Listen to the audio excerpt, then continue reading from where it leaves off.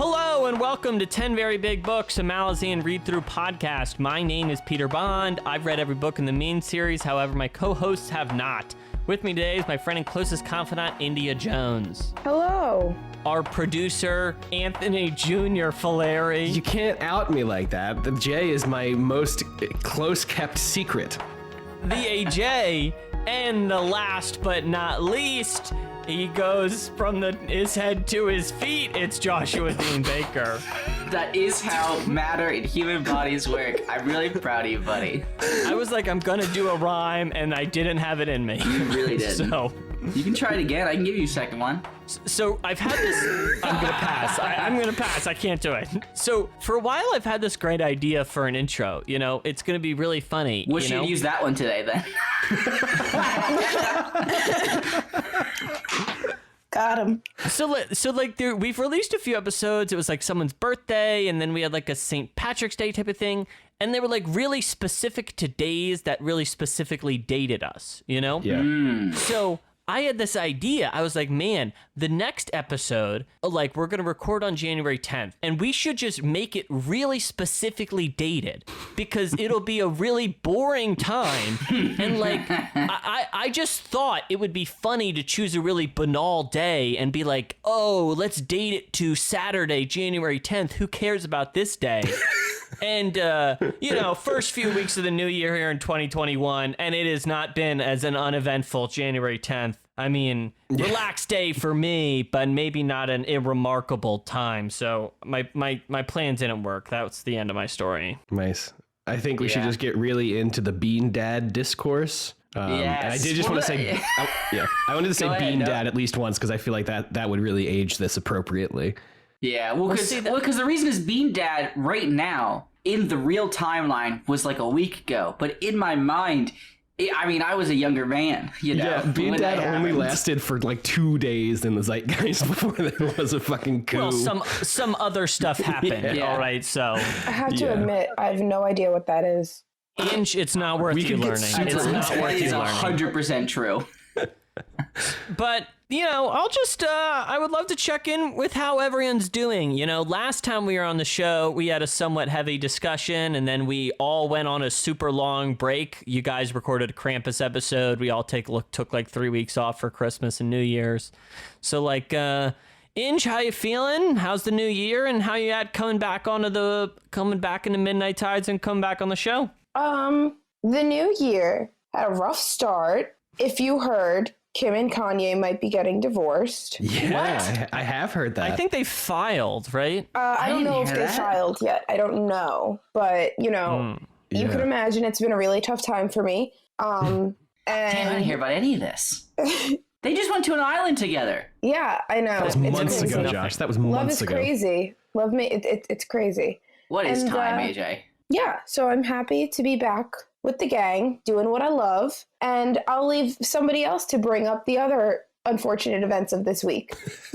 Listen, we've already alluded to it. We all know we don't need to do that on the show, but let's get down to the hard-hitting question, which is, are you like pro the divorce? Are you against the divorce? Do you have a hot divorce take? I'm pro the divorce because in 2021 we are all leveling up and we are leaving what leveled us down behind. Damn. Oh my gosh, what a fierce, powerful statement. Thank you so much.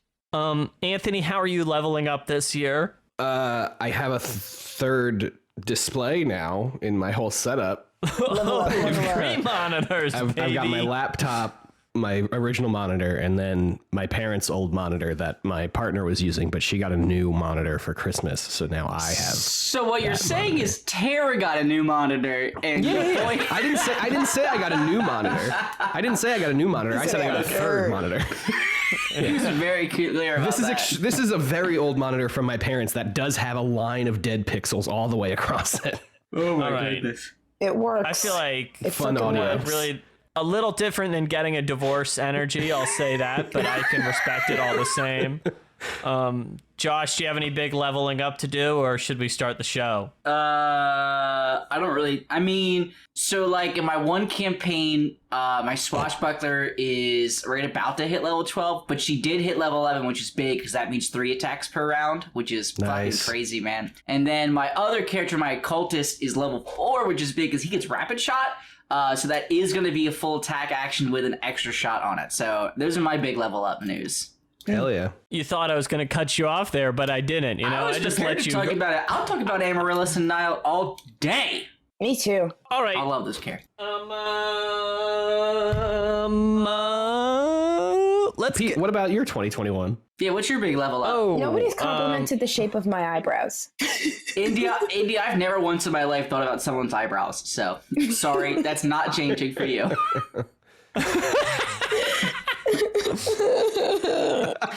Oh my gosh. From a laugh to a Tears cry. on mic, baby. My big leveling up is probably has to do with therapy. But that's a more candid answer than everyone else's. So I don't know. I'm gonna like eat more popcorn. I don't know. Is this something good? Was this funny? Therapy's great. Good for you. You know what? I thought the popcorn thing was good. I love popcorn. It's my go-to snack. Now, you thinking like kettle corn situation or just like plain old popcorn?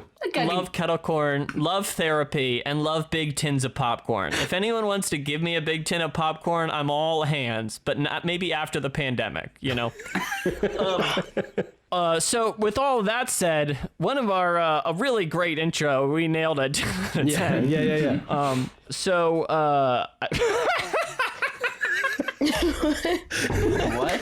What just got you, bud? I made a bunch of notes of some things I wanted to bring up on the show, and when I said it, I just wrote 10 out of 10 on it just because. All right.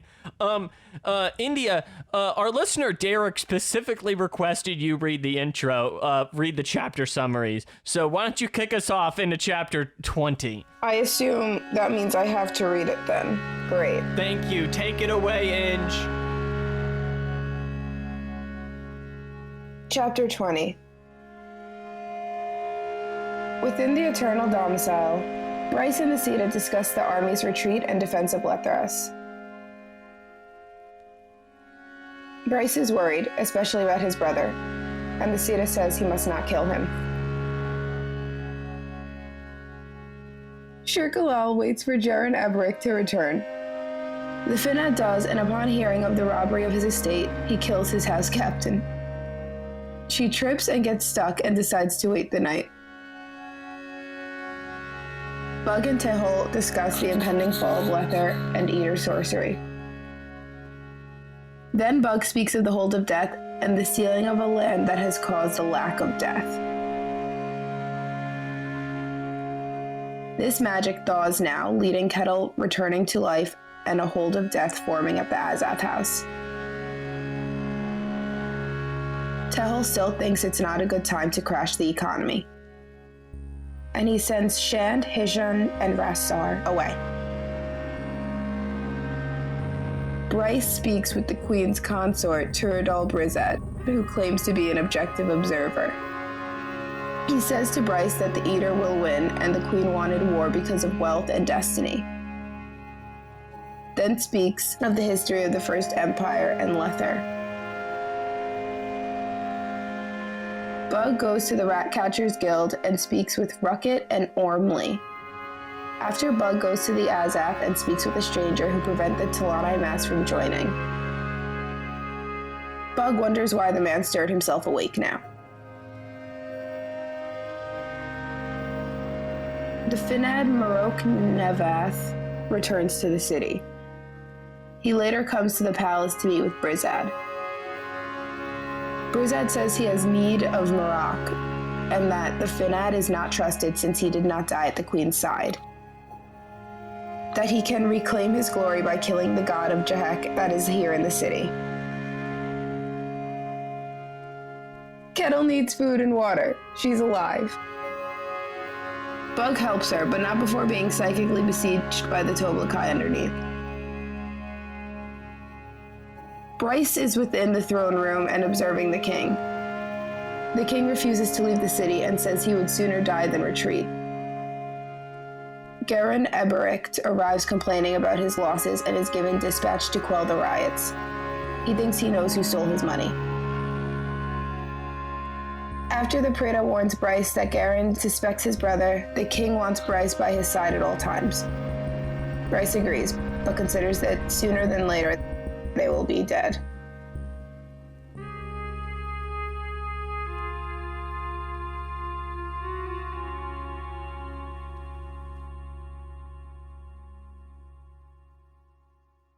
Never doing it again. That was the one and only time. It's for you, Derek.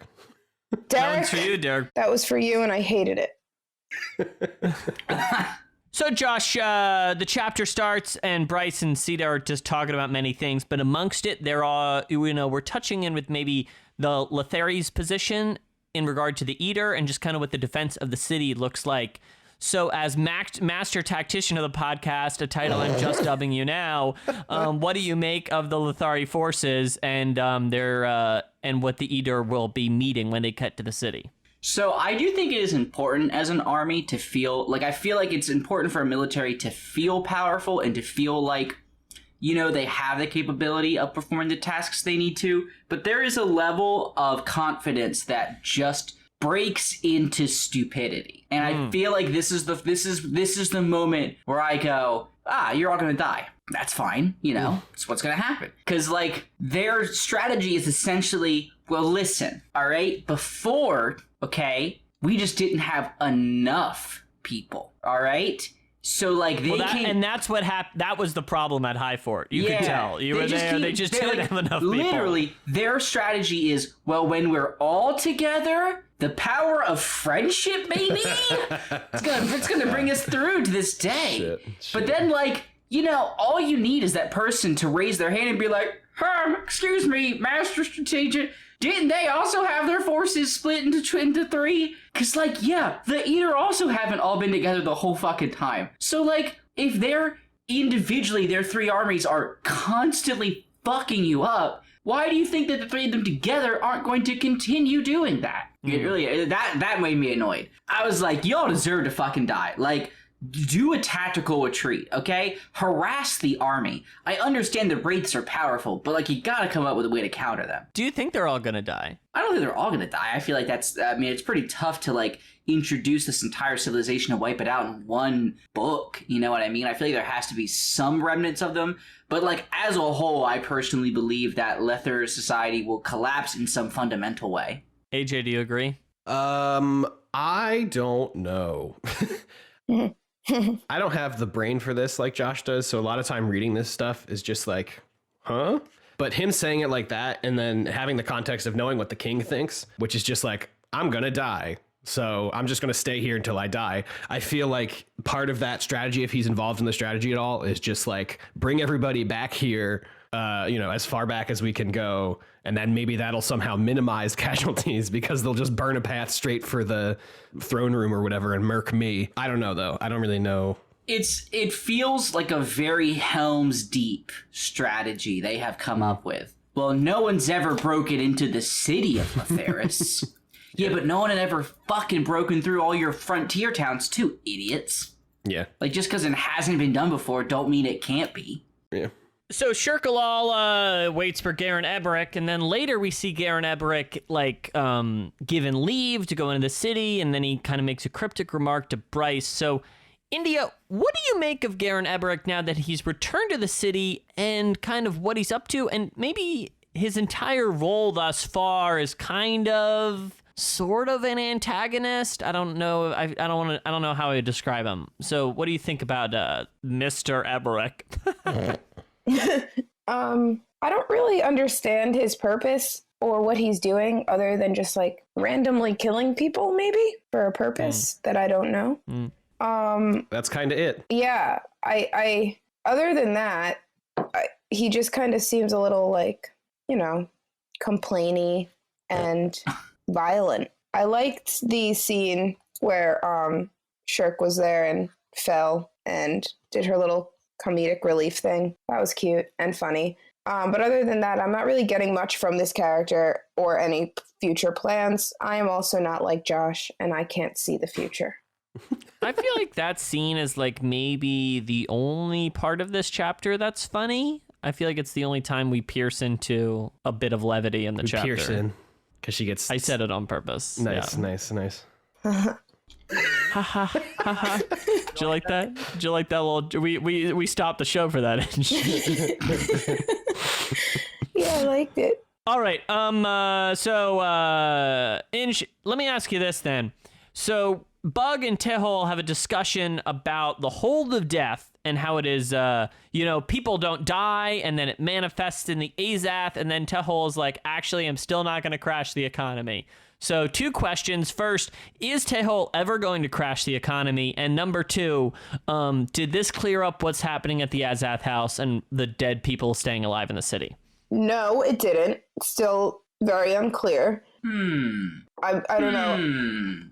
And I feel like he is like currently crashing it a little bit. Like, I think it just is like, he's just doing a lot of shit anyway. So isn't it just kind of gonna crash on its own? Aren't we like, wouldn't a war kind of do that? I don't know. Josh, you just sat back on your chair with a pondering face. Well, I'd forgotten about the hold of death. And it did make me think, because I just mentioned the wraiths.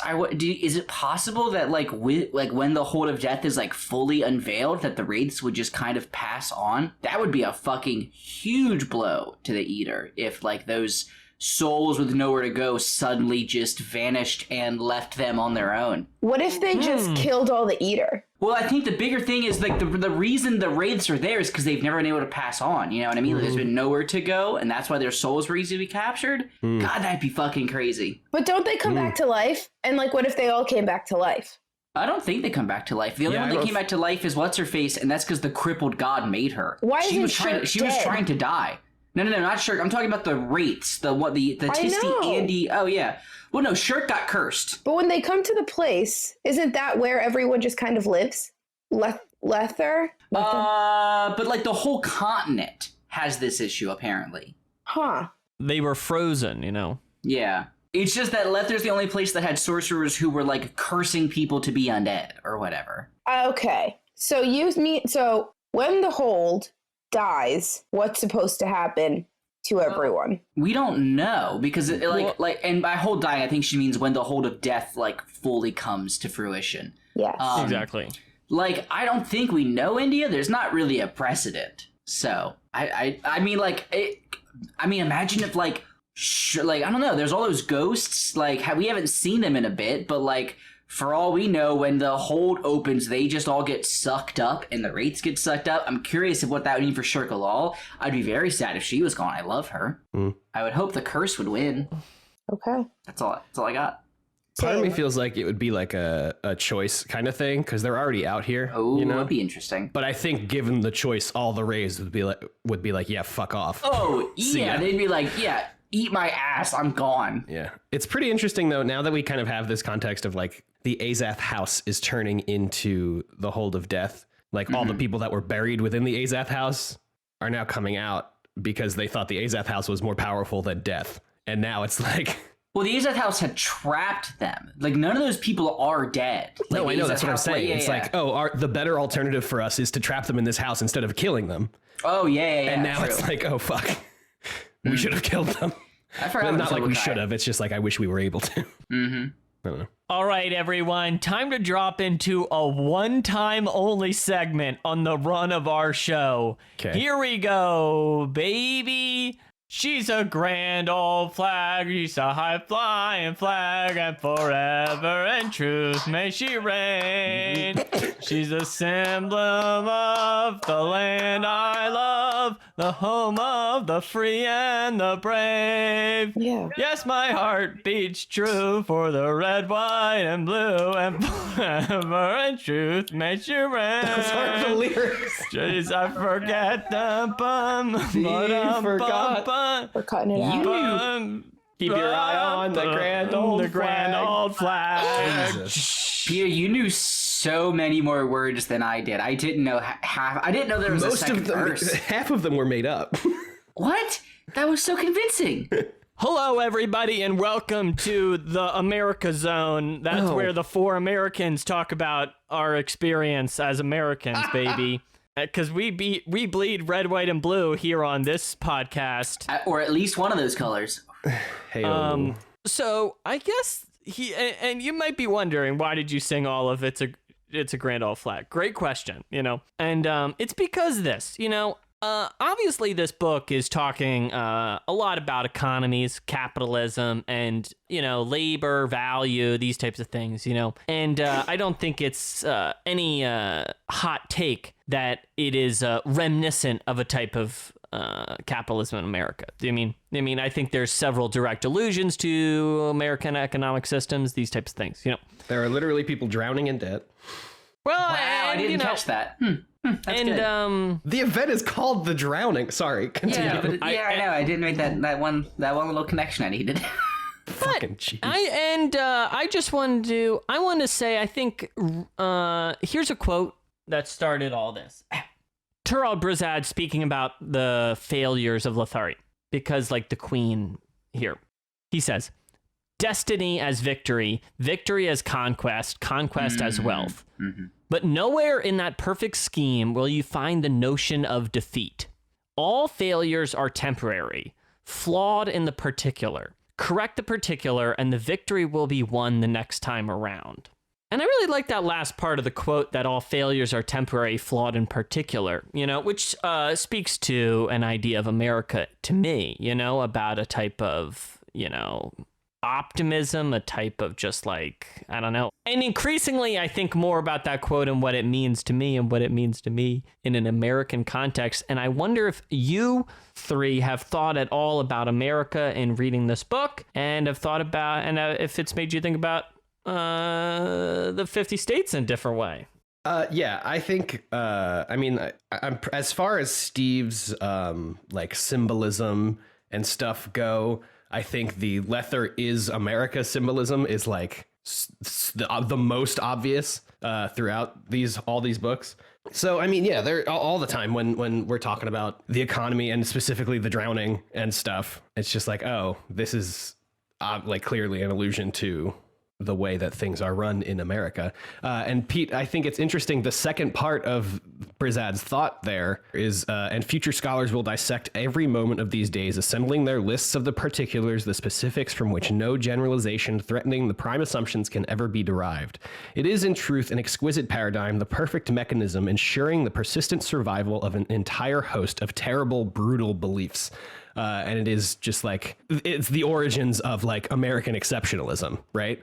Like, no matter what happens, people will always take the things that are not everybody, but just like there are people that will take like any event and only focus on the good parts of it, or the parts that they want to cherry pick out of it, Yeah, and although I should say, I don't know, I would probably disagree with you a bit. I don't know if it's a direct analogy for America. Lether's certainly I don't think a place it's direct. that, like, I don't think it's direct. Sorry, I don't want to. Yeah, I'm just saying I it's think the most forward of all of the analogies. Yeah, I mean, imperialism and capitalism is such defining aspects of this culture, Lether, and you can see how that, along with a certain type of decadence, can be drawn comparisons to America at times. Mm-hmm. But to touch back on something, I really agree with what you said there, Aj, is that like, this idea of like seeing good things out of it, and just like, I don't know, all failures being temporary, and that like if we just fixed it, we're gonna get it right. I don't know. I feel very I don't know about you guys. I think about this a lot. I feel very conflicted about it. I don't think that's like the worst mindset ever to have, but it also has like a ton of problems. So I don't know. What do you think, Josh? A lot of this has gone over my head. I don't think ever about like real world connections when I read these books. Which I guess is, I feel like on my I just like fully like get into like this explicitly Lether and its issues. I'm never like, yes, this is a great analog for X. It just does how my brain works. I'm sorry to not be able to yes and. That's okay. Ange, do you think a lot about your Americanness? It's definitely crossed my mind, but similar to Josh, like I'll be like, oh, this seems purposeful and kind of familiar. But then I'm just like, but that's not what I'm focused on here. So I'm not like, it'll pass my mind, but it's not something that I've like taken the time to think about further. But yeah, I mean, I definitely see it and agree with what you guys are saying when you put it the way you're putting it. But I don't really have any specific thoughts on my own other than like, oh yeah, this seems familiar. This seems purposeful. And that's it. Do you want to put a button on our one-time only American Zone America segment? I don't know if it'll be a button, but it'll be my final thought. Everything we talk about in Lether is all about the economy, and everybody's worth is based on how much wealth they've accumulated and their place within the economy.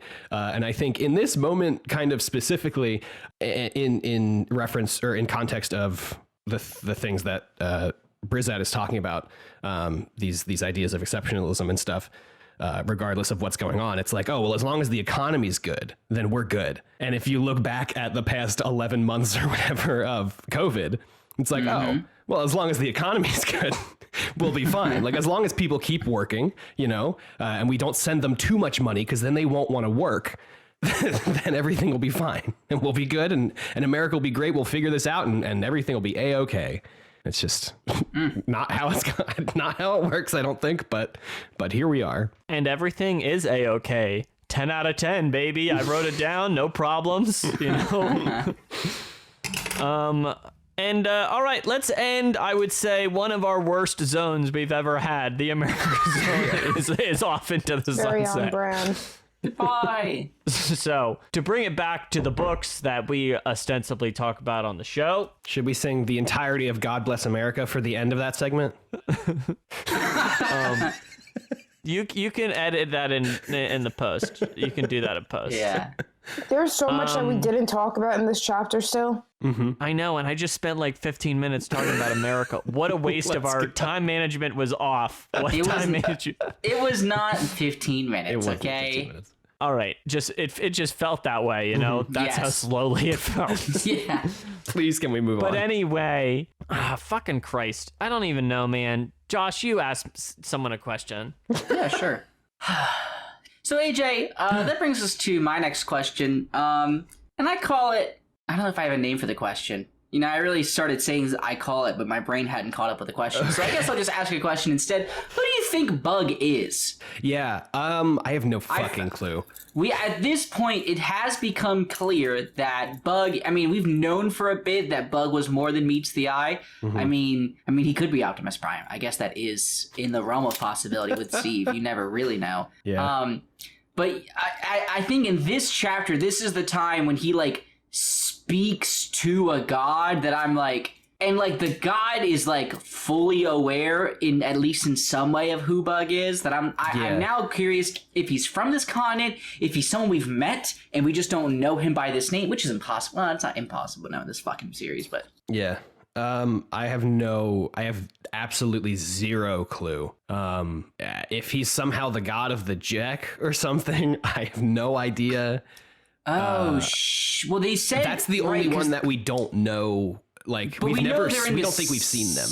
Right, we know the god of the Jeheks in the city because that's why they're coming here. Right. Right? And we know Brizad is the errant. We've now, spoilers for 2 chapters from now, but yes, we know that Brizad's the errant. I don't think he's a god, though, but that would be crazy. I have no idea. Just, he knows of the Jagat and stuff. That's true, yeah. Nobody so he's gotta else be old. does, so he's super old, right? I don't know, man. He's definitely old. He's definitely not from here, in my opinion. I think he's got to be from... Well, I don't know, because he was confused about the Hold of Death. You know what I mean? Yeah, and Josh, we do know Bug fucks. Well, Bug definitely fucks. And gods do be fucking. But it's been a while. It's been a while. Have we seen or been hinted at gods fucking in this series? That was just a... No. I don't know. I gotta think on Not that. in this series, I don't think. I don't think so. They're all too busy being fucking ambitious. Busybodies. And I mean, my gut tells me they fuck. But Yeah. I'd have to think on it. Anyway, So why don't you send us an email Yeah, I'm trying to think of a joke, you know? It's like gods would be in the fucking business if they weren't in everybody else's fucking business. You know, something like that. Hell yeah, that's pretty good. So Inge, Kettle is alive. She's like gotta go to the bathroom. She's gotta sleep. She's gotta eat. She's gotta drink. She's gotta ask that fundamental question about why we're alive. You know, all the great things us humans do. So what do you think's gonna happen with this dead girl turned live girl? I think that thing that's inside of her is gonna awaken, because why else would it be there? Chekhov's gun situation. I really hope that happens, because honestly, what else is there for Kettle, you know? Being alive? Ugh. Yeah, but Chekhov famously said, if you put a gun in a girl in the first act, it's to go off in the second.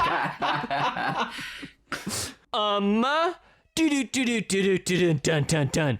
Well, AJ, let me bun up kind of something Josh alluded to about he thinks the Lothari armed forces are not doing a good job as master tactician, today dubbed.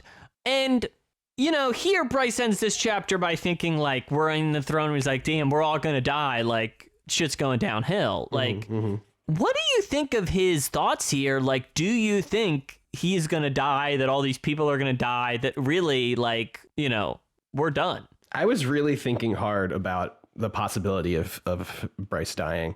It makes me sad because he's so cool. Yeah. He's so cool. I honestly, I don't think so. I think something is going to happen with the Hold of Death, and the Wraiths are all going to fuck off, and then there's going to be an actual battle in the city of Lethris. I think the city will probably be destroyed. Yeah. But I'm going to pop in after AJ. Yeah. I want to believe that Bryce is going to live because I like him too much. I want to say that if my epiphany that the Hold of Death could get rid of the Wraiths does actually happen, then I would like to come back and say that I don't think Lether gets evaporated. I think but it's tough because, man, but see, here's the problem. We know that the Tisti Eater, even if they're beaten, continue on. And it's tough for me to imagine they continue on in any meaningful way if, as an empire, they're thrown back by Lotharis. You know what I mean? We know that after this book, they go to the world that we later find out Rulad has just drowned completely. We know that's where they go and take Troll to be shorn. I just feel like that doesn't happen unless they win. I don't know. It's tough. Well, let's kick this show into overdrive, baby. No overdrive this week, please. I just got all this energy. I sang a whole song. Yeah. I don't know what to do. You know, I'm really hyped up, but pretty much this is not a day to be hyped up. These chapters are pretty, you know, boring. Kind of mundane, yeah. I don't think they're boring. I just think it's at this time of the book, definitely for me, that I know the ending's about to be here and we're like about to do it. And I'm like, give it to me, Steve. We're just not quite there. We're still, you know. Yeah. We're approaching the precipice. We're on the last few clinks of the coaster. So with that said, let's thank our lovely Patreon supporters. India, do you want to thank them for me? You know I love to read. Absolutely. A warm and special and gigantically loving thank you to Lord Frostfire, Philip, Lou, Scout, IRTP, Devin, Cabell, Jason, Red the Miner, Zachariah, Cody, Nicholas, Sean, Zach, and Sideshow. Yes, kisses all around. Thank you all so very much for backing our Patreon. We saw a lot of, it's been like an extra week between recordings, but even so, this has been a larger amount than we've seen in the last. Those kisses are if you want them. If you don't want the kisses, just like sidestep the hair kisses. They just went past you. Don't worry about it. They're It's no big deal. only. I get it. Yes, I get it. Consensual kisses only.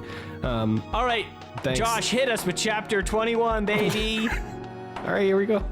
And yeah, AJ, you're right. Thanks. Deep gratitude, everyone. Chapter 21! Chapter 21. Seren and Corlo discuss warrens and holds, specifically Makra. They talk about grief, and Seren asks if magic can erase her memories. Corlo helps her and calls her a natural talent. Seren cries deeply and reflects on her life and grief. Later, they encounter large tombs whose inhabitants they are unsure of. They speak of elder races, and then encounter Letheri, who try to recruit the Crimson Guard but fail. Troll's company want him replaced as captain. Al-Harad An tells Troll more of the Blue Rose and the truth behind the Eater's ancient betrayal. Troll then meets with his mother. Uruth speaks with him about his mistakes and scolds him for voicing his doubts. They speak then of Lilac and the Demon's World, and a war within their realm. Troll tries to resign from his post in the army, but Fear refuses and warns Troll again. Troll then speaks with Lilac and helps the demon escape. Later, he tells his mother of this, and Uruth scolds him once more. Together, they speak of the demon's world and the river within. Finally, Troll wonders if he even belongs to his people anymore. Udanas reflects on the army and then meets with Hull. He speaks with Vedict about Ironbars killing Rulad, Featherwitch's new position, and then of his debt. Udanas' debt is to a small broker named Hildo, whom Hull owns, and so Hull clears Udanas' debt. Rulad returns and is troubled by the drowning world.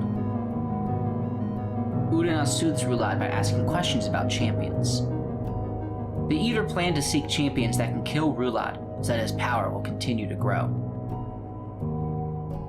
Seren finally comes across 3 armies waiting for the Eater, and they are close to Letheris. Ironbar suggests she comes with them, but she's going home.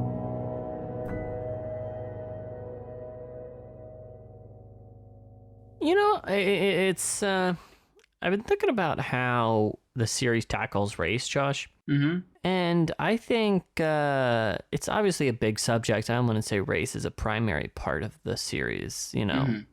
But I think generally it does a pretty good job talking about it. But I think what's especially interesting, recently I've been reading like criticisms of how Dungeons and Dragons uses race, right? Yeah. Not only in character creation, but in the way that it can use race to create morally simplistic scenarios, you know? Yeah, there's a bunch of goblins. They're obviously evil. There's a bunch of different race people. It's okay, we kill them. Do you know what I mean? This is like a fundamental thing in the game a lot of the time. And something I think is really great about the setting is that all the different race people, even the kind of monstrous ones in Malazan, I think are like really fleshed out and like they're really thoughtful, and I think it's like clear they have a civilization and culture. Do you know what I mean? And I know a little bit more about some of the races than you do, you know, but I've just always been struck by that, and that like I think a big thing is language. Like none of the races or species, even if you want to use that term, they all have like the ability to use language, and many of them really fluently, in a way that I feel like D&D for so long got past by saying like, oh well, you don't understand Goblin, you know, it's like really guttural, and there's always, you know, and like if you can't communicate, you can't like see similarities in humanity. But in this one, like they're so quick. Like when we see the Forkle assail him a little bit, like I mean, instantly, as brutal of a creature as it is, instantly humanized through language. Instantly, and I think too, and. You know, I think once you said it's like none of the races are immune from being human. You said this on the show about the Talani Mass once, and I think that even extends to the Forkle Assail on the K'chain Chamal, even though they're kind of more, you know, I don't know, more monstrous, because like obviously the Eater are like fully humanized in a different way, right? AJ's D&D campaign, he was quick to let me know that he allows the alternate race rules, so you can put the stats into whatever. Yeah, I think they just released that, right? They did. It's in a book. I heard some people say it wasn't done as well as they wanted it to be, but I feel like no one's going to be pleased, you know, at the end of the day. I mean, what they did was kind of pretty basic. It was like, oh, you can put your stat boost somewhere else. And also, most of them act like this, but not all of them. Like, it's like pretty... Yeah, but still, it's a big, interesting conversation. If people are interested in reading about that, conversations around race and tabletop gaming, I would suggest it. I found it very enlightening. Anyway, let's kick into, now that my other co-hosts are back, Excuse me. let's kick into the chapter discussion proper, and let's start by discussing everything kind of away from the Eater, which comprises Seren traveling with the Crimson Guard members. She discusses this war in Makra, and they talk about it a good deal with the Mage Corlo, and then she grieves, she cries, she thinks about her entire life, and then later they travel and decide to go south. India, what did you make of this scene? Obviously, the four of us had a lot to say about Seren last time we saw her, and these scenes are somewhat a follow-up, but not entirely dedicated to that. So what did you think of Seren in these scenes? First of all, whatever his name is, I don't know. The person she was talking to. Corlo? Yeah. No idea what he was saying. Didn't understand it. And like, I had a feeling that it was supposed to be really helpful to the reader. It wasn't. So I still don't really get it. That's fine. But maybe we can like shine some light on that for into later. The M thing. The Makra. Yeah, that. I don't get it.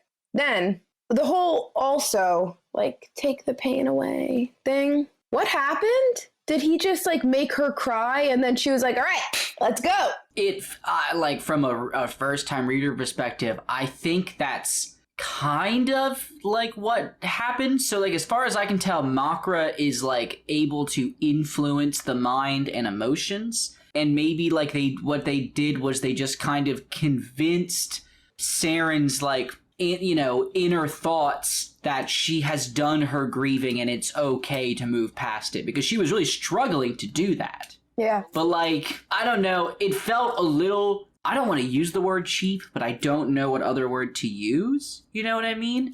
Like, I don't know, it felt like, oh, she just gets to not care anymore, and I don't know if that's good or bad or how I feel about it. It was very strange to me. I was very conflicted reading it. I was confused more than anything. I was just like reading it and he was like, well, first we could do this or we could do this. But then out of nowhere she was crying. So I was like, okay, so I guess they did the crying thing. Mm-hmm. From how we see Makra used in the next couple of chapters, in that we don't really see it being used. And I think Corlo even says it's like a subtle Warren. It's like a very kind of unnoticeable thing unless you know what you're looking for. And it seems like, Corlo gave her a few options of what what they could go with. But I think the like grieving and her crying it out, for lack of a better phrase, and it doesn't fully get rid of her thoughts about it, or like her feelings aren't totally resolved on it, but she's now able to think about it in a healthier way, because even in that section after the fact, I guess this is before actually, Corlo had brought up that, in a way she felt like she deserved it. And like her being able to grieve and cry through it and stuff gave her kind of a clear enough head to, obviously process that, nobody deserves that. Obviously nobody wants to, put themselves in that position and stuff. But yeah, I didn't catch that in the first read about, I mean, like not what you're saying, but like her kind of blaming herself for Baruch's death. I didn't fully grasp that, I think.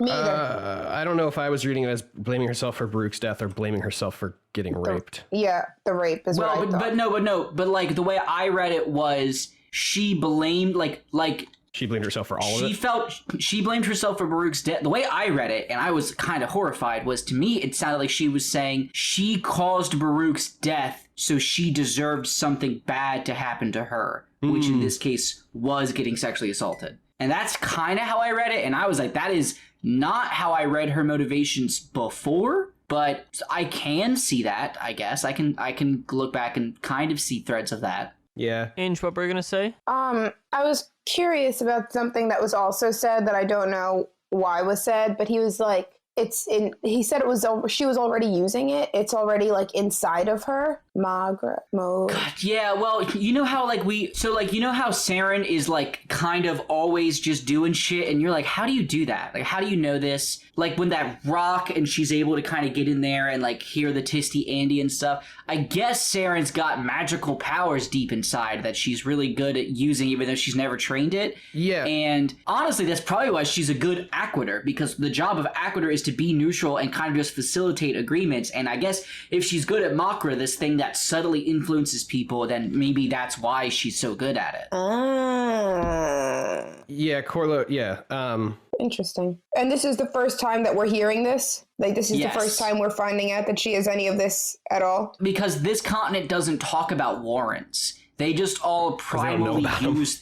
Like, they just talk about the hold. So, India, it's like, did you watch Avatar The Last Airbender? Yes. Okay, so everyone on this continent is a water bender or a fire bender, but like the other continents can use blood bending, they can use metal bending, they can do all the lightning bending. They can do that stuff because they've kind of realized that like beyond the primal forces, there's ways to kind of like modify it and make it more elegant. And this continent does not have that ability or knowledge yet. They're And fools. Makra is like an offshoot of that. Yeah. Okay. Interesting. Okay, so like a lot of things thrown into one small part.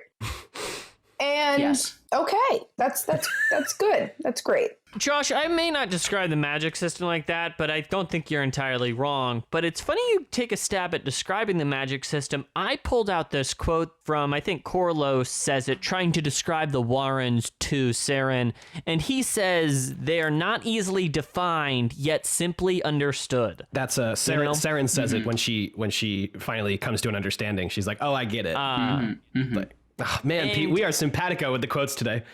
It's one of those things where, like, if you stop thinking about it so hard and just kind of accept it, it makes sense. Yeah. No. No, and it's very funny. I almost feel like it's something, I almost feel like Steve's bragging with a line or something. I don't know. It's like, but when I hear that line, it really resonates with me because I understand what Warrens are. I don't really have any questions about them. I get it completely, you know?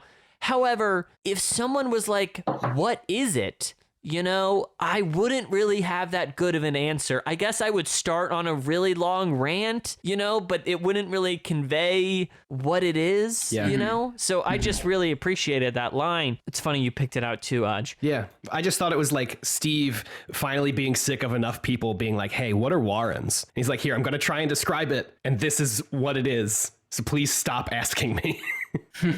But as for the scene entirely, Josh, I don't know if I agree with you but I guess for me, obviously we had our frustrations with Seren's rape last episode, right? And I still think I stand by a lot of our criticism or frustrations there, those emotions we talked through. So coming into this scene, and definitely when we were getting into it, I feel like I had my I had my backup, you know, I'm not like, especially when I guess there's this idea that like, as she's just going to cry it out and then be okay, or like that, like she has this passage about feeling like she deserved it or something, you know, there's all these things that I feel like I saw were these like big pitfalls that like the book steps right by. And I feel like actually I really loved this whole scene, and I think it really meant a lot to me, and I've been thinking about it for the last few days. You know, how it follows up on her specific rape plot line, I don't know, I'd have to think more about. But as writing about her feeling like a depressed and lost person and thinking about her life and how this is meant for the last few weeks, months, years, really meant a lot to me. And I think writing about a type of despair or sorrow or melancholy is often, I think, something Steve is at his heights at as a writer. And it really left a big mark on me. I really loved these scenes. Yeah, I want to eye roll, Inch. I do want to walk. I want to walk back a little. What I said earlier. I don't know. Ooh, go ahead. Did you just eye roll, Inch? Like, he's good at writing about sad things. Like, okay, we get it. I don't know why you're saying it this tone. It means it really meant something to me, Inch. I don't know what it meant something to you, PB. That's not what your tone is telling me. No, more so the like. He's the best writer of the melancholy and sadness. Like, I get it, you know, but like I haven't connected personally, really, mostly at all with anything that is, and maybe I'm devoid of these feelings. I don't think that's true. But you're just so happy over there. I'm just constantly happy. No, but like, I don't know, like I've never personally felt like, wow, this really impacted me. Like I've been like, I'm very angry at how this was written. I've never been like, oh my God, that was the most beautiful scene. And I remember a lot of scenes where you guys have felt that way. Like, oh my God, this was so moving. I just haven't felt it. But like, I'm glad that it moves you. My eye roll wasn't about how it moves you. It was more so like, it's known that this is like such a great writer. He's such a great writer of the melancholy. But like you feel like been there, done that. I just feel like it's definitely more of a personal question. And I get what you're getting at, Ange. Yeah. I get what you're getting at. And I just don't, like, nothing against it. You know, I think it definitely is a lot of people's yum, and I'm not here to yuck it. But like, it's just not my yum, which we all already knew. Mm-hmm. But yeah, I'm glad they moved you, though. All right. Any other final comments on these scenes before we boogaloo on? I do regret saying that it felt cheap. Like, I don't know. I just feel like it did feel cheap. Did you say it did or didn't? It did. I feel like the reason I feel that is because I feel like we really hammered this plot line last week in a way that I didn't expect it to be resolved in this way so quickly. And that may be a criticism more of us and the way we were reading than it is the writing. I don't really know yet. I got to think about it more. I think that's where I'm at. I think because like, I don't think as a one-off like storyline, I don't think it's necessarily bad. I just am still trying to process my feelings about it in the context of this conversation we've been having about the books as a whole. I think that's where I'm at with it. I think I just need more time with it. I want some closure, baby. I do think it was very cathartic to like see this character who has been incredibly closed off the whole book so far, see her come to terms with these. I just feel like in this, like with like the specifics of it are what I'm still kind of working through. Mm-hmm. Inge? Yeah, I agree with all of your points. I do. It's just like for somebody who writes so great about like melancholy, you'd think that we would stick a little, we would like, you know, let her feel her feels a little longer. It's like Dewick or whatever. He was a sad boy the whole time. He didn't have to cry his feelings out and get over it.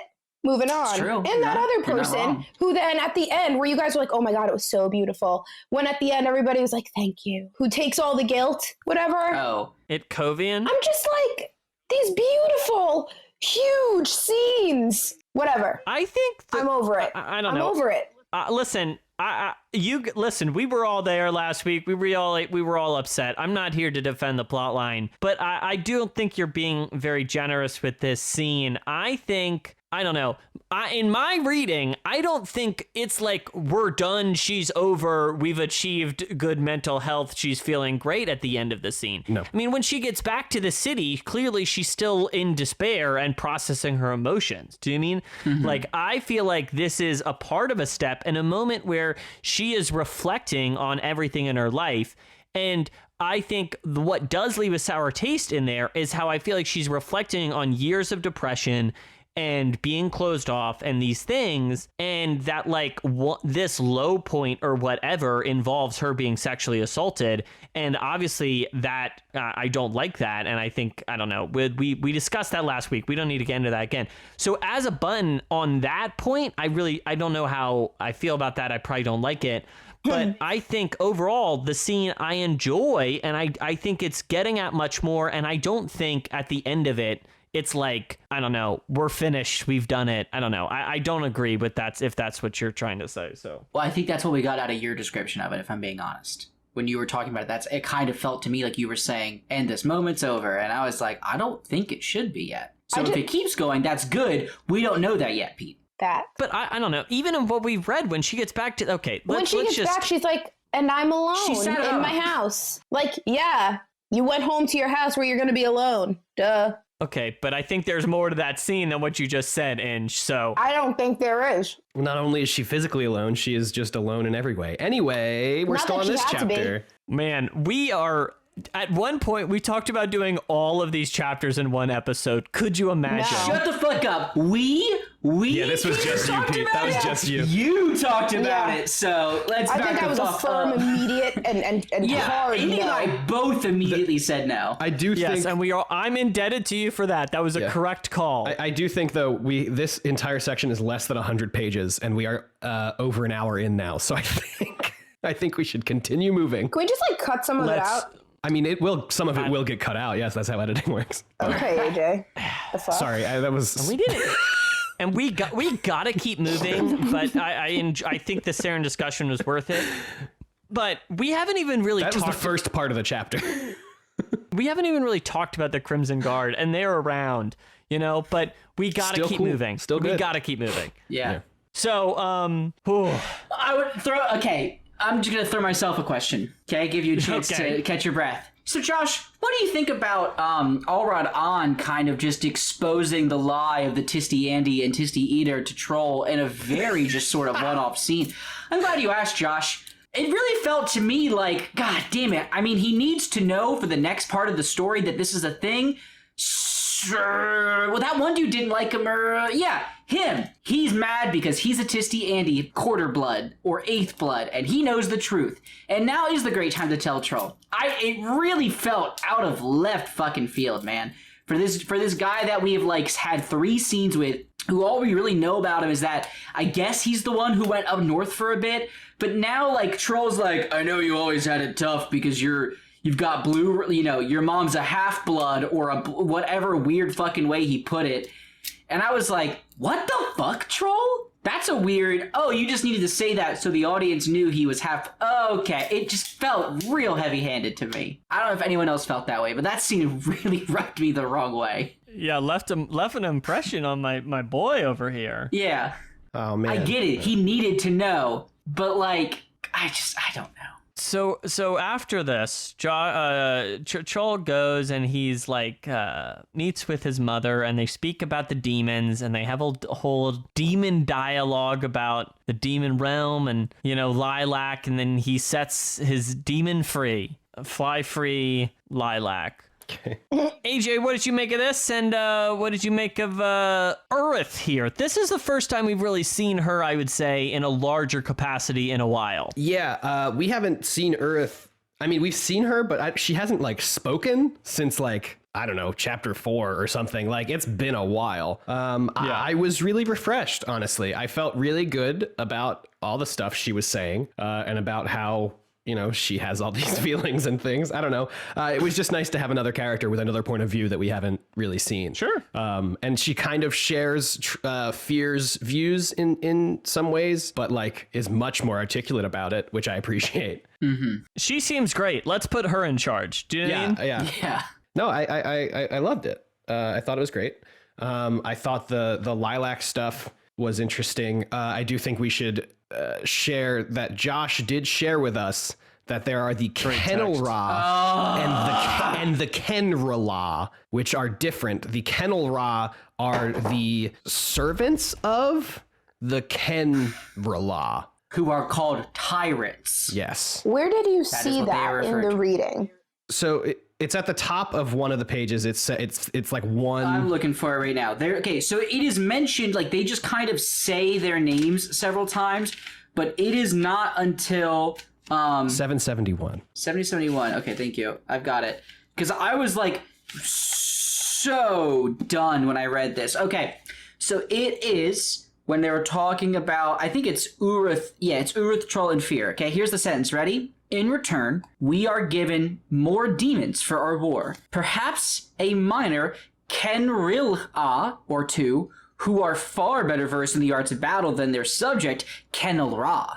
Yeah. And that is the difference. The Kenelra, which Lilac is, are the people who are like fishing and doing stuff. They're civilians, but then there's, basically. Then there's the Kenrala. But what's unclear to me still is whether they are castes of a same race or if they're completely different races that just came up with those names independently. That's what I don't get. Peter, can you, like, are they the same type of demon, or are they like different physical forms of demons, or what? I don't know. Someone can clarify for us. If I had to guess, I would say if I had to guess, I would say they're different casts, and I think it's more of a commentary on like things that are unfamiliar to you are like they might as well be the same thing because you don't know the difference, you dumb idiot. That'd be funny. That's kind of what that feels. That's a generous reading. That's what it feels like Yeah. to me, because they are so close and different, and it's like, oh, hey, what's the difference? One letter? Oh, you dumb idiot. I That's gotta ask, AJ, have you been doing some yoga lately? Because that one was a stretch, in my opinion. So India, Hull speaks with Udonis, and they talk about his debt, and then Hull is just like, oh yeah, that's like Till, like whatever, like you're good. So I feel like we see Hull in kind of a different light here, and he's talking to Udonis. We've never seen these two characters really hang out. What did you make of this scene? I loved it. I thought it was pretty good. I think Hull was looking for a little more information than he got, but I liked their little banter. I think Udonis is starting to bother me more and more with his just like chill demeanor. I don't know why it's so bothersome to me, but it is. Just everything's like, we're friends. That's why. Why are you like hanging out with this horrible person? Because we're friends all the time. But yeah, so I was really happy that he cleared his debt. It didn't really mean anything to me. How can you just walk up to someone and say, your debt is cleared, you're free? Like, fascinating. it's almost as if debt is a construct and doesn't really mean anything in real life. Bang! Got him. So that's yeah. how I think it.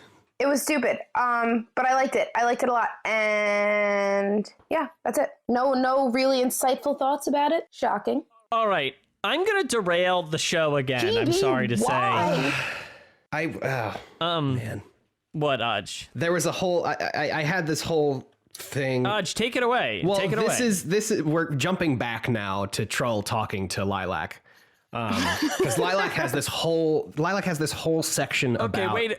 Well, yeah, that's what I was saying. That's why I was upset, because I should have said it 5 minutes ago. All right. Oh my gosh. Listen, guys. I'm just leaning in. We're doing it. Yep. Do your thing. I got a thing after it. Let's. Okay, so before we derail the show, I'm going to go back because Lilac has this whole section about what civilization is and how basically civilization is, it's summed up, the selves are not eternal, only the tasks. And so like, just like looking at a civilization zoomed out, like the people don't matter in a way. It's the things that are being done and the things that are happening that are eternal. So it doesn't matter if it's the Lethery or if it's the Eater or if it's the Kennel Ra. They're all like doing the same tasks because civilization demands certain tasks be done to perpetuate more civilization. And I don't know. I just thought that was interesting because it's just like furthering this idea in this book that like war doesn't matter and like debt doesn't matter. Like all of this stuff doesn't matter because in the end it can all be boiled down to these tasks that must be done so that people can like eat and like sleep and, you know, survive. I just thought it was interesting. Pete? But I think even in that, you can do something existential there if you want and say it's like, you know, these tasks are what life is about. Do you know what I mean? Like, even like there are other things. You live a life, but like fundamentally, you have to do these things to survive. We are know? where civilization begins and where it ends. We are there to begin it again. Yeah. Now, listen, we spent so much time talking about rape on the show last week. I'm almost hesitant to bring it up again, but Udonis gets raped early in the book, right? Yes. And we didn't talk much about it then, mostly because it happened so early on in his character, you know? And I also struggled to tell if it was real or not. Me too. Because it was so out there. It was dreamy. But see, we have a little more time behind us now, and I would love to hear some thoughts about it, and then I would like to just get to my thought and then share to just a bigger Udonis question. So AJ, looking back on that, do you have a thought on his assault early in the book? Not really. It happened so long ago, honestly. I don't remember. I remember it being kind of like a one sentence thing. I more remember Udonis being just like totally frightened by Menandore's appearance as just like pure light with a sword, and then the specifics of the rape I think are just like she lowered herself down or something. I don't know. I haven't really thought about it because, like you said, in the moment it happened. It was so early on in his thing, so I was still trying to figure out who Udonis was, and I haven't really thought about it since. I think for me, the more traumatic thing was learning he has a son from that incident. I think it's tough to think about because like Udanas doesn't think about it much. You know what I mean? Like occasionally he has had like a sentence, but he's not lingering in feelings on it that often. So I feel like as the reader, I don't really know what to make of that. If he's just kind of like, well, whatever, then it's kind of like, that's okay. I don't really know what his mindset is on it. Yes. Well, Ange, do you have anything you'd like to? No. Yeah, well, listen, I think there's a lot to be said on it, and I think there's been some interesting contrast in the way sexual violence is against men and women in the series. But we don't need to get into all of that now. I think what resonated with me about this, and I think an important comparison is Troll's assault in House of Chains, right? Yeah. Both of them share a lot of similar qualities. They both happen in somewhat dreamlike sequences. They both happen in like one-ish sentence, and they both involve like an otherworldly, godly being, you know? Mm-hmm. So there's like a lot of parallels between them. And the troll thing is very baffling to me in a lot of ways. I really don't know what to make of it. It's very confusing, you know? But when I think about this Udanis assault, it actually like really makes a lot of sense to me, or it really, I don't know, I kind of grok with it in some ways. I don't know. I still think, here's a reading of it that I was tuning into earlier in the book, that like, since he has this Wivel blood in him, you know, it's like about invasion of his body in a way, and about him losing control, and about the lack of control, you know? And I was really early in the book looking back on him in this time and thinking about him as a character kind of defined by being dispossessed and not having any control at all, you know? Yeah. Yeah, I think that's interesting because, like, even physically, you know, or maybe not physically, but like societally, you know, his lot in life is to just be a slave, is to be the property of somebody else and to act for them. Mm-hmm. And then the one time that he does kind of act for himself when he saves Featherwitch, he, you know, gets injected with his Wivel blood or whatever, and is now still not acting for himself and is now acting for Menendor. So yeah, that is pretty interesting, Pete. I hadn't thought about it in a while, but here's where I was going with all this, is that I think that was my initial impression of Udanis in this book. But I feel like as I'm reading it through, I don't feel like he's actually a character that lacks that much control or is that disempowered. So this is building to my question to you, India. Like, do you think Udanis actually is just, you know, oh, little old me, I'm just like the slave here. I'm just Rulad's. I mean, like, there's this element where I think he's trying to portray himself as not a power player, but do you think he actually is? Yes, I do. That's why it's annoying when he's like, I'm just his friend. That's why it's annoying. Because... But isn't he not a power player? Like, he's the emperor's slave. He, like, on the outside is that, but he also is like, why don't you do this? What if we just did this? But I don't see India. Wait, but like, he's not whispering. Secrets in his just ear. Being his moral compass. Well, yeah, but that's also, I don't feel like that's. I don't read that stuff as having like an ulterior motive. You know, it's just like Rulad's like, hey, what do you think? And he's like, oh, this is what I think. And Rulad's like, yeah, because like I think all in all, Udanis is a pretty reasonable fella. Wait, I thought but Udanis has said that he plans to betray Rulad in the end. Which is true. That's yeah. Thank you, Josh. Here's the thing. Okay, all right. He's the grifter, You don't have to capitalize on your advantage right away to be powerful, right? I would say implicitly, the long con is the way to go. We see that with Teho. He spent fucking like years playing his games in order to break shit. And then you see other people who are like, no, I'm going to capitalize on my advantage now. And they fucking die all the time. Like, what's Udanis going to do right now? He's a slave. He can't do shit. So he has to play the long con, and that is his power, is being there and being able to turn his situations to his advantage. For sure. Yeah, I don't know. I just wanted to bounce those ideas off you, and I think Udanis is a really interesting character. Udanis! Yeah, him too. Both of them are. Hey, Discord. I'm trying. All right, I see you out there. I know it. You hate it. I'm doing the Lord's work here. I'm trying my best. Wait. So finally, No.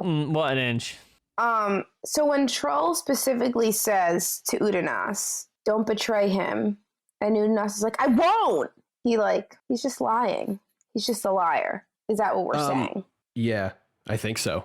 Love it. I think, honestly, that entire idea of Udanas just kind of like biding his time and doing the thing is summed up by the beginning and end of that section where Udanas starts by thinking about the Moss River eels, the skin of which you chew, but you must not swallow because it is toxic.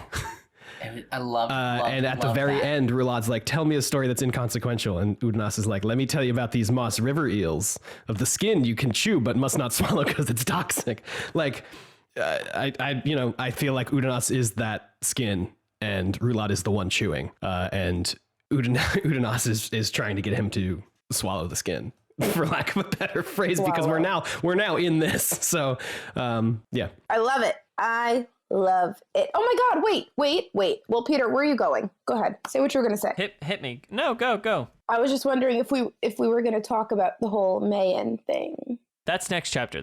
What chapter are we on? 21. The next chapter is 22 with the bro moment. The bro moment. So let's get there. I really want to talk about the brother time. But last thing, Josh, you alluded to it earlier. Rulad here is like, I flooded a whole world. I'm devastated I did this. Yeah. Would you be bummed if you flooded a world? And so do you think you now fully understand what that other flooded world is? I have a greater understanding. What's tough, though, is, okay, they call that world a warren pretty consistently in the first 4 books whenever it comes up. So are we to believe, then, that these demons that we've met, like Lilac, were inhabiting a warren and that these guys just don't understand what a warren is? Or is there Josh, warrens are not easily defined, but simply understood. So... Are we in a warren? I'm gonna fly to Japan and punch you. Is the podcast a warren? Damn. Is Google's Cloud a warren? No. Oh wow. The cloud is a warren. It was a warren the whole time. Wow, Hey, can someone? I know y'all have the facilities for this because you've done it before, but can someone make that astronaut meme looking at the Earth and say it's all Warrens, always has been? Oh, please, love Thank it. you. Forgot about that meme. Now that dated the show. That's never going to. Wait, why? Why? Because memes die very fast. Anyway, Memes are that meme's dead. We're already over it. Yeah. Anyway, okay, so I think I get it though. I mean, it seems like this was a warren of some sort, or maybe some other thing that we don't have a word for yet, maybe. But there were demons there, and Rulad flooded it by redirecting the flow of a river in a way that was catastrophic. Then I guess my question is, that world seems to be like literally falling apart in book 4, like when Troll's trying to escape with what's-his-face. So, like, I don't understand how that works, really, then. How, like, the world or warren could be collapsing in on itself, because it's definitely said that's what's happening. It's almost as if flooding it was bad. Oh, and you know what's crazy? I just remembered that's where they see the Hounds of Darkness. Yeah. So I guess maybe that was maybe it was a fragment of a warren, because we have seen that Curled Emerlane here, or whichever one they use, is fragmented. So I suppose this could be a fragmented part of it, holding the Hounds of Darkness, and that would then make sense by a fragment of it could be lost, but like the whole kind of remain as a sort of idea. Yeah. Okay, if you think about it now. like the Earth, like it's different continents, and he flooded a continent, and then another continent is falling apart, and then another continent is where Lilac lives. And I know that what I just said has really made you upset, but I get what I said, and I feel very good about it. You got like a full Spy Kids one. You got your real flukelies. What are they? Oh my god, yes, love it. I can't believe you had that pool ready, AJ. Man, I cannot believe I proposed we read all 6 chapters to discuss. We would have made a 6-hour podcast, and I would have died. I was so sure. I was so sure we were going to be like sub 1 hour today, because we're only talking about less than 100 pages. But here we are at hour 1.5. And you guys were like, nothing happens. They just talk. I was like, about important stuff, though. Hey, Josh, you were right. Okay, is that what you want? Yes, thank you. All right, let's kick it onward. Chapter 22.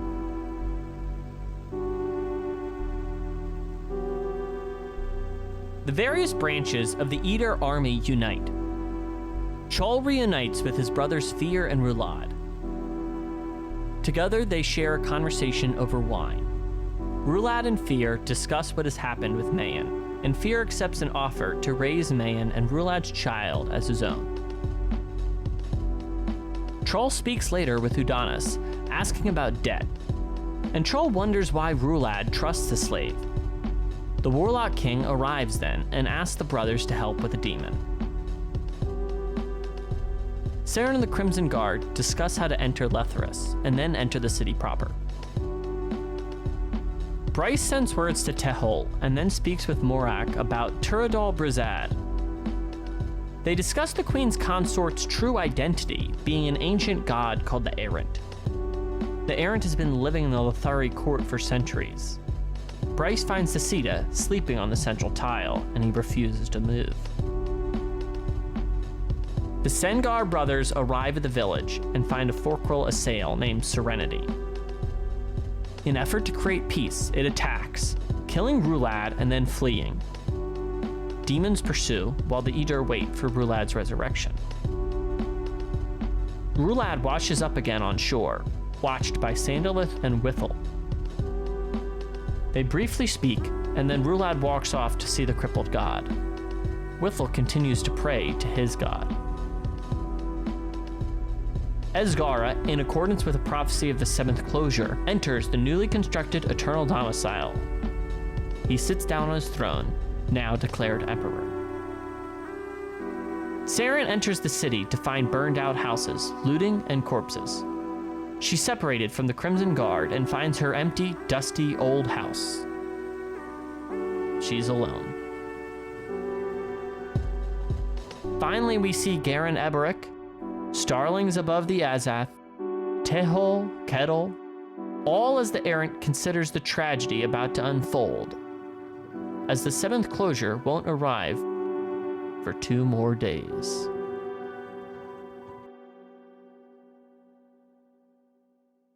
So AJ, it's been a while since we've seen Troll. Wow! Thank you. Seen them live twice, baby. Had some bad taste in music as a high schooler. Been a while. I can't complain. I sang a whole patriotic song earlier, so That was really good. Thank you. it's been a while since I said I'm sorry. I was like, I want to do it again, but I can't. don't even know the song, but let's It's by continue. Stained? Gotta love Stained. It's been a while since the Sengar brothers have been together, and we've seen Troll speak to Fear a bit, but it's been a while since he's talked to Rulad, and Rulad's certainly changed. So I wonder, AJ, how this scene struck you of just 3 brothers talking, having a bottle of wine. This made me so sad. So sad. I know. Tell me more. I don't think it really hit me until the end of this section when they are all laughing about like, oh, we're going on another quest for Hanan Mozag. Cause like, oh man, everything's the same, but it's all different. And it's just so, oh my, it hit me so hard. Just reading that last sentence of like Hanan Mozag not getting it. That was funny. It was just, it was funny, straight up. Yeah. It was very funny, but then recontextualizing it into like the rest of the entire book, and like now Benedis is wherever he is, like everything is the same, but nothing is the same, and it's so sad because like it's kind of a vision of like what could have been, you know, like if they went on this quest and nobody touched the sword and Rulad didn't die. And, you know, they go to war anyway, and Hanan Mozag's in charge, you know, they would all be going on a quest together anyway, for Hanan Mozag. But the fact that it's in this context where Rulad is, you know, the ruler or whatever, it's just like, fuck, man, you know? They were so close. They were so close to being brothers and like having what Rulad wanted this whole time is to just like be loved by his brothers or whatever. Well, it's heavy. I want to know another eye roll from India, legendary. I want to know AJ in India. How dare you, Rulad? So good. Okay, I want to know Agent India because I did not feel sad until the very end of this section because so for me, I loved it. I thought it was very beautiful. But what made me sad was, like, knowing how Steve do him, I was like, well, this means that Roulette has to die again because we've seen that when Roulette dies, he comes back changed and he's different and it takes him it's taken this long since he died for Udanas to kind of, like, coax the humanity back into him. And I was like, he's gotta die. Like, this has to be the last nice moment. He's gonna have to die again. He's gonna have to come back even worse. And fucking there it is, end of the chapter. Like, he's back on that fucking island. I didn't even fucking make that connection, Josh. Fuck. Oh, yeah. God damn it. You can't have a nice moment with characters that aren't destined to have and when he shows lives. back up, back up to the Crippled Gods Island, he's like, gotta go get my sword, see ya. Like, he doesn't even hang out. He's like, oh, fucking Christ. Yeah. Well, so, fuck. India, what did you make of the brothers sharing a drink? I loved it. I loved it. It was great. I didn't feel sad. I liked the end. I thought it was funny at the end when they were laughing because they were like, this bullshit. And like, Han and Mossack didn't get it. And that was funny and great. And, I guess like when you guys say things and I'm like, okay, yeah, I guess it was sad. Like the thing about the coins, like when he got the coins on him and AJ was like, oh my God, no, India, that was really, really horrible. And I was like, oh yeah, it wasn't gross. It was horrible. Well, but your feelings are still right. Like that was gross and this is funny. No, I know, but it just helps me see things in a different perspective is really what I'm saying. Not that it's invalidating how I felt about it. It's just like, oh yeah, and also this. Okay. I think it's really touching. I think it's, and obviously it's funny, but I think it's a really touching scene. It's like, man, look, it's really like brothers, you know, Right. like, oh man, like it's been a few years or whatever. Everyone's changed. It's been so wild. The circumstance is so different, but it's still just like siblings sitting down and just enjoying each other's company. This is the story of brothers I wanted when Steve told us this was a book about 2 sets of 3 brothers. This is the brother story I wanted.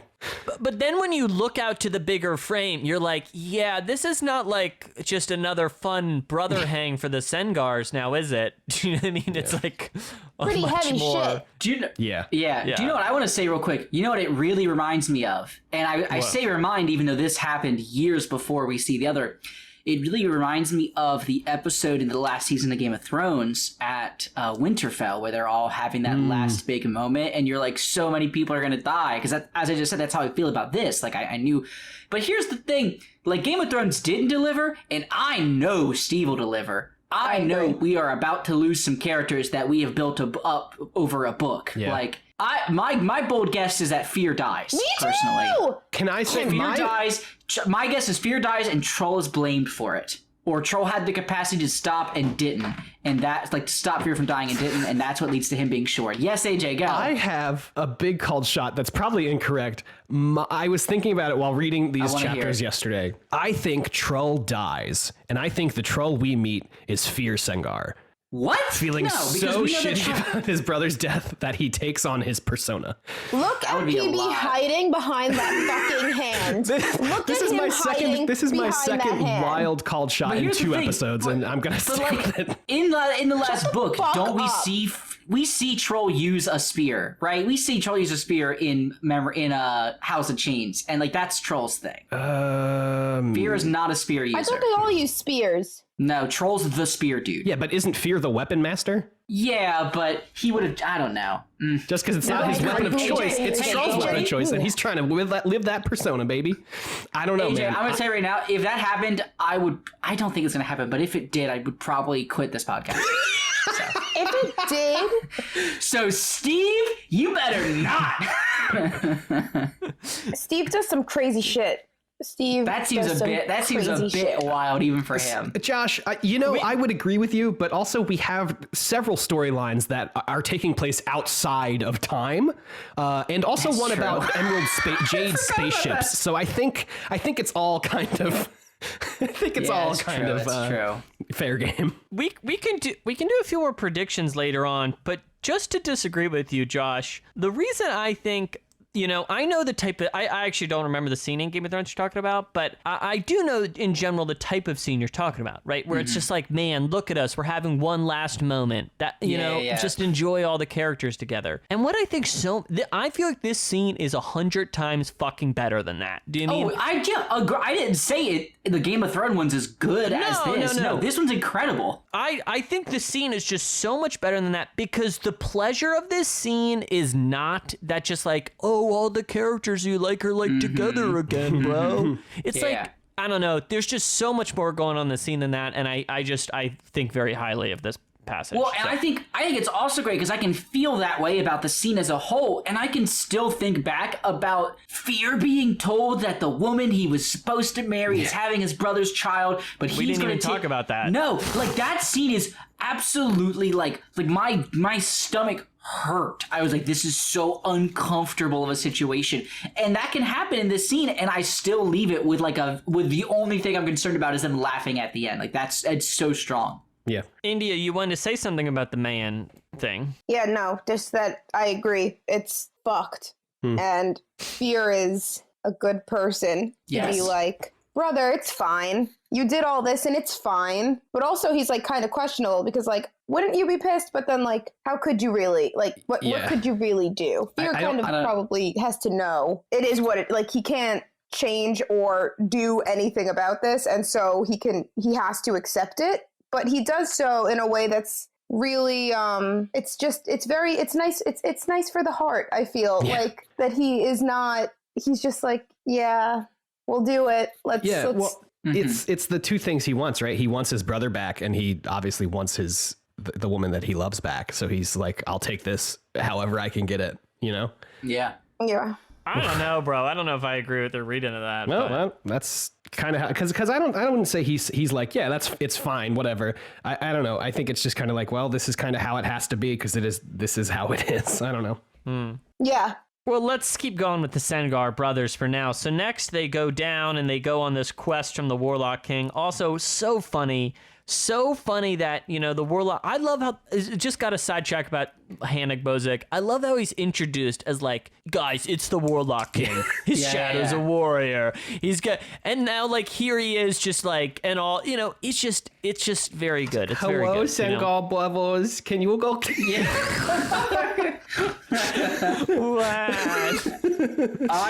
Okay, if we're gonna talk about this scene, we have to talk about the two greatest characters ever created. These fucking demon tyrants. Yeah, they are so good. Yeah, so good. We don't even get names, right? No, they're just one demon and the other demon. Yeah. Also, can I talk about the thing I messaged in the group so I can call Steve out?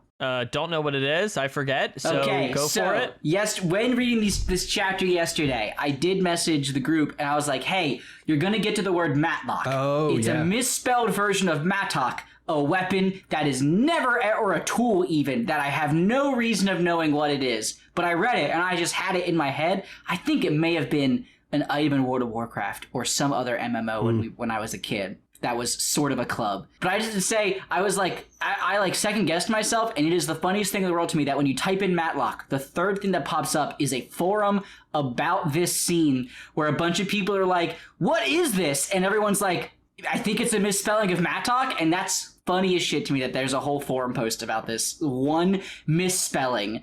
And maybe it's not a misspelling, but Google had no other idea of what a Matlock could possibly be. So, very funny. You don't mean Matlock like the TV show? It is spelled He's differently. wielding a DVD collection of It is spelled Matlock. differently, right? So he means to write Mattock with two T's, but it is spelled in the book Matlock with one T and an L. And it's like sort of a pickaxe type thing. It's a tool. It's not quite a pickaxe. But one of the demons is wielding it. And it's so also, I do have to say, spoilers, these demons don't come back, I think, because the forum is like, there's two demons who like leave for the Vorkulus and never come back. And I was like, oh, okay, whatever. Or whatever the forum post said. I was like, all right, so I don't need to worry about them. That's why they weren't named. Well, let's now that we've Josh, you've thoroughly obliterated Steve with your facts and logic. It's just really funny, but also I can't be mad because Steve's got these two demons who are just like, I've got to pee, I'm hungry. Like they're just kids on a road trip who are also really good at killing. Yeah. So, Inge, if Gotta love Steve. you were an ancient fork-relic sail with two elbows, what would your name be, and how would you achieve it through your violent force? That's a loaded question that I was not expecting. What would you do if you could have double bendy knees and elbows? And a weird sternum hinge. Yeah, true. I mean, I would probably just teach yoga and be a fuck about it, you know? Like I would be like, and now you do this, you know, and everyone's just like, I can't do it. It'd be really funny, I think. I only have one elbow. I don't know, PB. That's tough. Do you know what we should do? We should create one of those like forms where you can fill out an elaborate form to get what your fork-relic sail name is. Yeah, it's know? like a BuzzFeed Aren't there names like Serenity or something? What's this one's name? Serenity, calm. Yeah, Yeah, they're all just like words that are feelings. You know what worries me is eventually we're gonna meet one whose name is like Obliterator, and that one's gonna be even more terrifying. These are the chillest of the fork-relic sail. Yeah, Wait, the chill why ones have been very chill so far. Okay. When I was reading this, I was really confused because they didn't name those two demons. Right. So No. I assumed when I was reading it, and it says very clearly that a fork-relic sail comes, Yeah. but for some reason I was like, nah. And I thought that the demon's name was Serenity, and then it just randomly started attacking Oops. I see. the Sengars. Well, And then I was like, India, this makes no sense. Even for you, this makes no sense. So then I reread it, and I was like, oh, Nice. So I've done that So once or the twice in these books. So, of course, Serenity kills Rulad, and Rulad but wait, washes up. why did they know Serenity's name was Serenity? Like, what, did it come up, introduce itself, and then... I believe I that's think so. legitimately Yes. what I do- happens. Yes, I think it because does. They have a calm, like an incredible. Oh my god! Can we talk about like? I know this is not exploring epigraphs, but the whole epigraph is about now there is peace, and then this fork-relic sail's like, well, there is turmoil here. I cannot leave where there is no peace. You know? yeah, And there won't be that's- peace until you're gone. Yeah, so good. Also, who the fuck is Fisher Keltath? Because goddamn, they've written like should- half of these epigraphs. Yeah, I've asked Peter that question. He would not give me an answer. So, Rulad dies here, and he washes up on the beach. Inge, he kind of goes off in a huff to go see the crippled god. I think he's tired of the bullshit. Yeah. That's my impression, right? AJ, Yeah. I'd like to defer to AJ. Sorry, I keep doing this where I'll open the book like 2 minutes too late to like talk about a thing that we just finished talking about. When we're talking about the fork-relic sail and introducing itself, the one that Rulad is like, well, maybe we should try and talk to it, and then he talks to it, and then it doesn't work out, and then he's pissed. I just thought it was really interesting that Rulad was the one that was like, maybe we talk instead of swinging my big sword. Yeah. That's a classic Dellum Thord. Is he the one who did it, or... Yeah. Yeah, it was Dellum, and then he got hit in the head. I also love how when Trull, when it starts attacking, it attacks Trull, and it's like it swings its left hand and two fingers make contact with Trull's head, and then Trull says if he didn't turn his head with the hit, then he Yeah. would have broken his neck. Yeah. Like, fuck. Also, I gotta tell you, it is like when Troll fights, it is crazy to me because he's like the calmest of these eater, but like the dude is still, and he's not the weapon master, but he's a killing machine still. Yeah. Like just throwing those spears into this thing perfectly timed. It's crazy. Also, I love Udanas just like running up with the weapon. He's like, here you go. Question. Okay. I did read the thing about someone's neck breaking. Was that not what happened? Did that not actually happen? No, Trull got hit, but was turning his head with the hit because he knew if he didn't, his neck would have broken. So like it's like leaning into a punch, like you lean into the way that you're gonna get punched, so it doesn't hurt as bad. Yeah. Trull said if he had resisted, if he had pushed against that, his neck would have broken and he would have been dead. Oh, so he's just bragging for us a little bit. Yeah, Yeah, he's like, basically. man, I'm such a good Got it. fighter. I knew to lean against. Yeah. Exactly. Listen, we really had a much longer segment about Seren earlier than I thought we were going to, but so I'll just motion towards she arrives in the city. Yeah. She's very alone, and I think, to me, I like this scene because obviously she just like hasn't been home in so long, and it's you know, I don't know.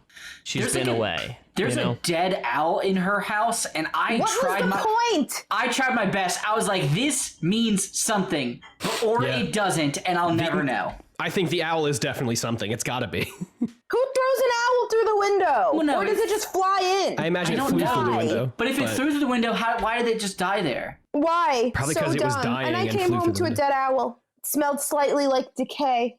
I'm sad and alone. Okay. It's like she feels like she hasn't built anything out of her life, you know? She's just been up north acquitting. She is the dead owl. Pete, what does that have to do with the owl? So, elsewhere, Okay.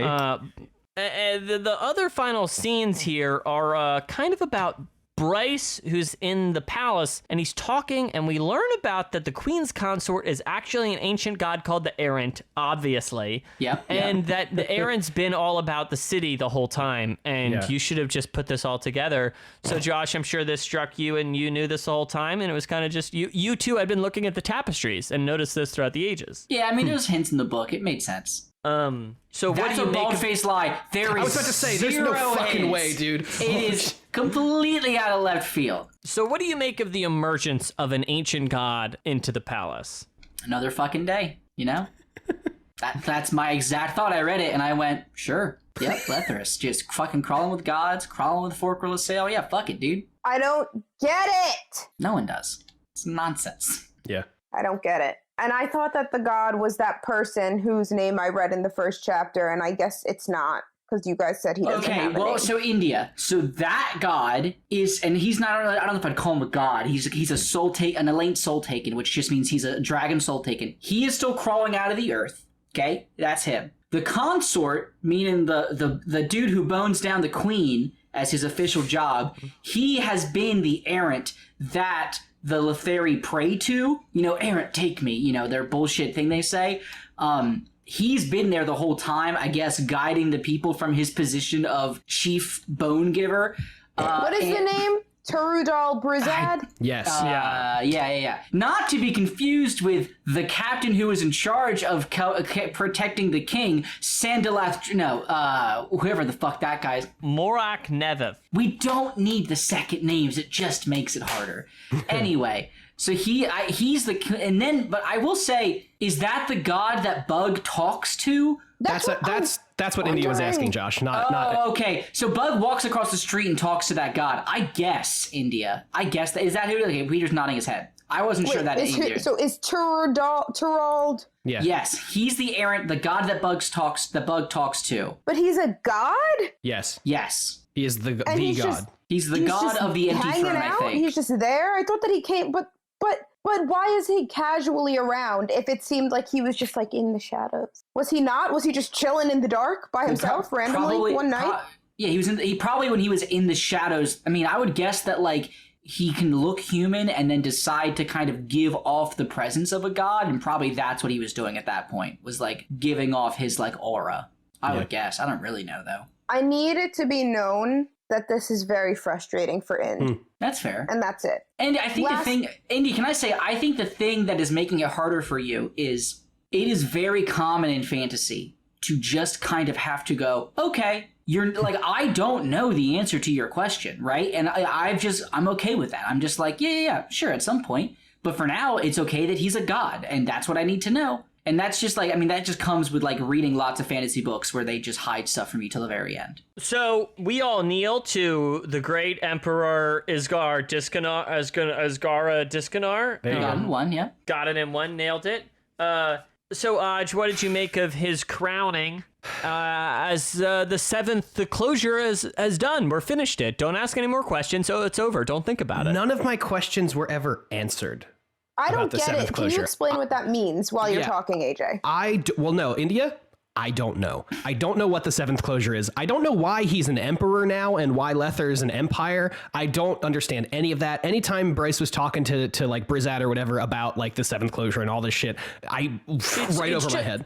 just a prophecy about when the kingdom's going to ascend into an empire. It's like today's the day, so I'm an emperor now and we're an empire now. The problem is, it said earlier in the book that the prophecy does not explicitly name the Lether people. It just says that, like, here on this day, an empire is crowned.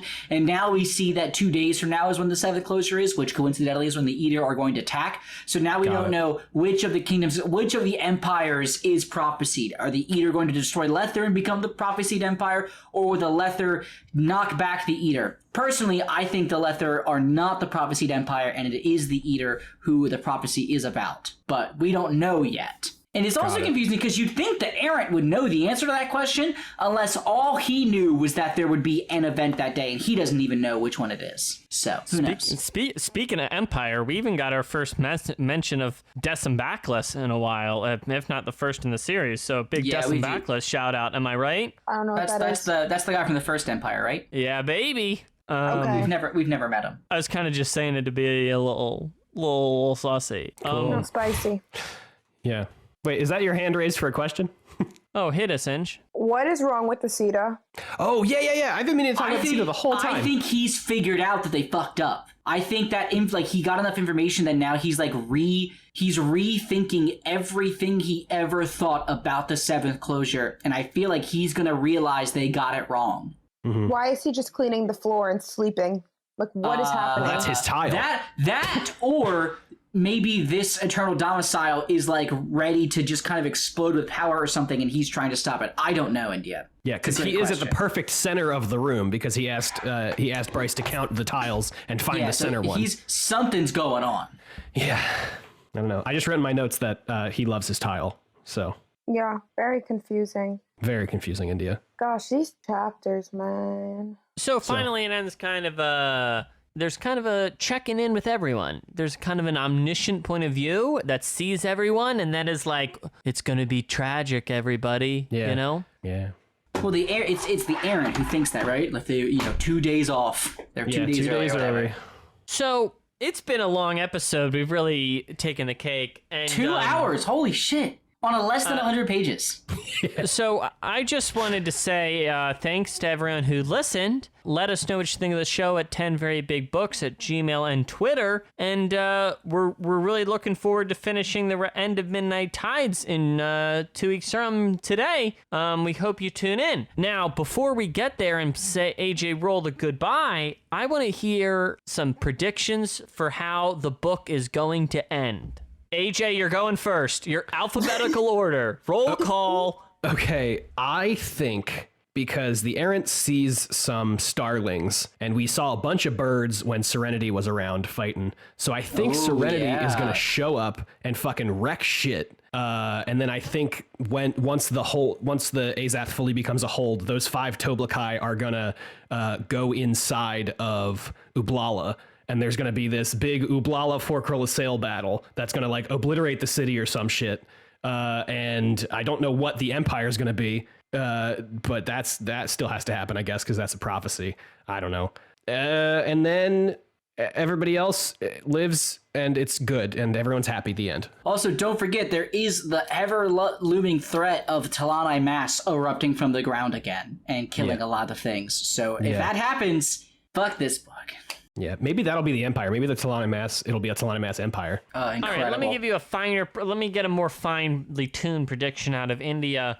What is going to happen with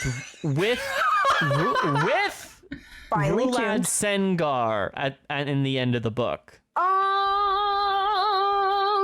Here's what's gonna happen. Okay. Rulad is gonna come back even crazier than before, and then he is gonna be like, I was just kidding about this whole Mayan situation. Oh no. So incredible. Also, now I'm gonna... Okay, Roulette is going to somehow be the cause of Fear's death. Then Troll is going to try to kill Roulette. Then he's going to fail. Then he's going to get put in the water. Shorned. Love it. Then Roulette is going to die at some point for good. Because I don't know Roulette in the current book. Or maybe he'll go somewhere else. Really, roulette's unknown to me right now. Well, but they will win. Well, what do you think's known to you then? Nothing. All right. But Troll? you feel... What do you mean? What does that mean, Peter? Don't Well, you overwrite make it sound like roulette's... I mean, when you said this thing, it made it sound like roulette's an open question, which would stand in contrast to maybe a character or plot line you feel like you know how it's going to wrap up. Well, I guess unless AJ's idea is what actually happens, and if so, that's kind of fucked up. Troll seems pretty concrete. Mm-hmm. Unless he is in fact fear, and then everything I thought was wrong. Which honestly, Steve has a very, very, very impressive way of having, like, I don't know, 35 open stories and just threads that are everywhere. And then at somehow in 3 chapters, he's like, here's your nicely wrapped present. You're welcome. Yeah. So it just, and Josh, it never is what I think. That covers the Eater. Let me hear from you what you think is going to happen with Tehol and Bryce Beddick. I think Tehol is going to find out he didn't need to crash the economy due to the destruction of Lether, and he's going to, I guess, go maybe live with his refugees. I hope he doesn't die. I would be really fucking bummed, but, you know, I guess we'll find out when we get there. And then I feel like Bryce is so set up to die that he can't, but I don't know what would happen to not have him die. I really don't know for Bryce. And just going into the finale here. Oh shit, wait, Bryce has the names of all those gods in him. That's got to come back up in some way. So. Oh yeah. So that's gonna, I guess that'll come back. There's so much shit in this book, guys. Yeah. Maybe that's why Bryce won't die. And it's, man, what a conversation we've had today. I've actually really enjoyed today's episode. I did want to ask one final thing before we kind of get into the finale. I'm sure I'll do it again in our wrap-up episode. But, what's a, do we, now, do you know what? Let's sit on it. I'm going to sit on it, and next time we'll do Brother Zone, be it next week or the map wrap-up. It'll be a final Brother Zone. We'll pick a favorite brother. Okay. At the end of the overall. Okay. Overall favorite brother. But we'll save that for then. So thanks everyone for listening. And I say come, you say passion, come, passion. Man, the enthusiasm was not there today. And that's all right, you know. I can sing It's a Grand Old Flag again. That segment really didn't work. No, I think that's fine. Thanks everybody for listening. You can catch us on Twitter at 10very. Did we already say that? Hello, everybody. Producer AJ here, getting ready to play some D&D. Thank you so much for listening to this episode of the podcast. We only have one more left before we are done. Midnight Tides. As Josh said, you can let us know your thoughts about this and all of our other episodes on Twitter at 10verybigbooks or via email 10verybigbooks@gmail.com.